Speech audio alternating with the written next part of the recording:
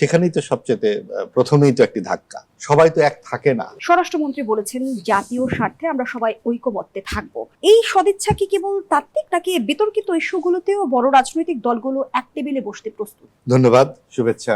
দেখুন, আপনি যে এই প্রসঙ্গটি সামনে আনলেন যে জাতীয় স্বার্থে সবাইকে এক, জাতীয় স্বার্থ সবাই, এই সবাই মানে কি? যে নির্বাচনটি হলো এখানে কি সবাই অংশগ্রহণ করেছে? সেখানেই তো সবচেয়ে প্রথমেই তো একটি ধাক্কা। সবাই তো এক থাকে না। যেমন আওয়ামী লীগের 15 বছরে সবাই এক ছিল না, তখন বিএনপি এবং জামাতকে আওয়ামী লীগ বাইরে রেখেছিল নির্বাচনে।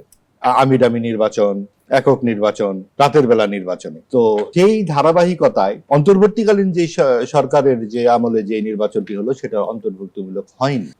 সেখানে আওয়ামী লীগ ও সমমনারা অনুপস্থিত। এখানে তর্ক উঠতে পারে যে 24-এর গণ অভ্যুত্থানের হত্যার সঙ্গে যারা জড়িত তাদেরকে কি করে নির্বাচনে নিয়ে আসবার কথা হচ্ছে। এটা তো অনেক পুরনো তর্ক এবং এটা অব্যাহত থাকবে, কারণ যে সকলেই হত্যার সঙ্গে জড়িত নয়। এবং অন্তর্বর্তীকালীন সরকার সেখানে ডানপন্থাকে এবং সাম্প্রদায়িক শক্তিকে প্রশ্রয় দিয়ে নির্বাচনে একটি বড় শক্তি হিসেবে দাঁড় করিয়েছে। তো সেই ক্ষেত্রে জাতীয় স্বার্থে সবাই কি এক, এই কথার মধ্যেই কিন্তু অনেক শুভঙ্করের ফাঁকি রয়ে গেছে।